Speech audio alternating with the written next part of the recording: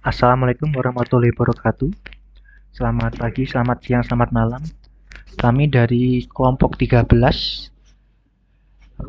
kelas Sistem Informasi 22A1 yang beranggotakan 1. Rehan Setiabanda Saputra dengan NIM 22010134 dan teman saya Ada Tarik dengan 220101037. Kami dari Universitas Suta Bangsa akan mempresentasikan tugas ujian akhir semester matematika diskrit. Yang pertama, induksi matematika. 3. Pertama, untuk kasus mesin ATM Mandiri menyediakan layanan tarik tunai untuk pecahan Rp100.000 dan Rp50.000. Berapakah jumlah kelipatan penarikan dengan jumlah maksimal yang dapat diambil oleh pelanggan melalui ATM tersebut dengan nominal Rp100.000? Untuk penyelesaiannya adalah akan ditunjukkan bahwa prinsip induksi matematika dipenuhi untuk penarikan rupiah N yang merupakan kelipatan Rp100.000 dengan N bilangan asli, maka P dalam kurung N sama dengan 50.000 N tuh langkah awal. Untuk penarikan tunai sejumlah Rp100.000, ATM bekerja dan mengeluarkan 2 lembar uang Rp50.000. Jadi, untuk N sama dengan 2, maka benar ATM dapat mengeluarkan sejumlah uang kelipatan Rp100.000.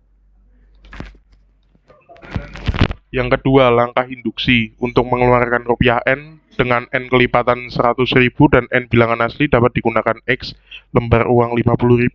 Akibatnya dapat disimpulkan P, K benar. Akan ditunjukkan bahwa P, K plus 1 benar. Untuk mengeluarkan uang sejumlah K plus 1, kelipatan rupiah 100.000 dapat menggunakan uang pecahan 50.000 dan atau 100.000. Simpulannya, ketika ingin menarik uang pecahan 100.000, N sama dengan 2 dengan mengganti pecahan 100.000 dengan 3 pecahan 50.000 atau 3 kali 50.000 sama dengan 150.000, maka N sama dengan 2 plus 1. Jadi ATM tersebut selalu dapat mengeluarkan uang senilai 50.000 N dengan N kurang dari sama dengan 2. Next. Logika matematika. Contoh kasus, virus COVID-19 di Indonesia telah muncul sejak lebih dari 2 tahun yang lalu. Berbagai upaya oleh pemerintah telah dilakukan untuk memutus rantai penyebaran infeksi virus corona dan menekan angka kasus COVID-19 yang masih terus meningkat. Salah satunya yaitu melalui pemberian vaksinasi COVID-19. Pemberian vaksinasi COVID-19 ini dinilai merupakan cara yang paling efektif untuk tercapainya kekebalan kelompok atau herd immunity. Kepercayaan masyarakat atau warga menjadi salah satu faktor penentu sukses atau tidaknya pelaksanaan vaksinasi COVID-19. Namun faktanya, masih banyak masyarakat yang enggan untuk divaksin dikarenakan takut dan ragu terhadap kualitas vaksin. Namun pada tahun berikutnya, 2022, data menunjukkan bahwa terjadi peningkatan vaksinasi dosis pertama. Ini adalah contoh untuk grafik vaksinasi dosis pertama.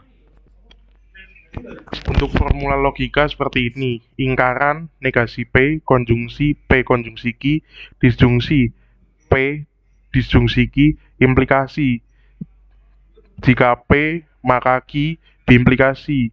Jika P dan hanya jika Q. Premis dan bentuk logika. P, tahun berikutnya masyarakat mulai sadar pentingnya vaksinasi COVID-19 dosis pertama. Q, grafik menunjukkan bahwa vaksin COVID dosis pertama naik dari 0,01% menjadi 77,23%. Nah, untuk tabel logikanya yang pertama adalah ingkaran. Apabila premis P benar, maka negasi P-nya adalah salah. Salah satu contohnya adalah 1. Masyarakat belum sadar akan pentingnya vaksinasi. Untuk kedua, konjungsi. Apabila premis P benar dan premis Q benar, maka P konjungsi Q-nya benar. Salah satu contohnya adalah 2. Kesadaran masyarakat akan vaksin mulai tumbuh dan grafik vaksinasi dosis pertama meningkat. Ketiga, disjungsi. Apabila P benar dan Q salah, maka P disjungsi Q-nya akan tetap benar.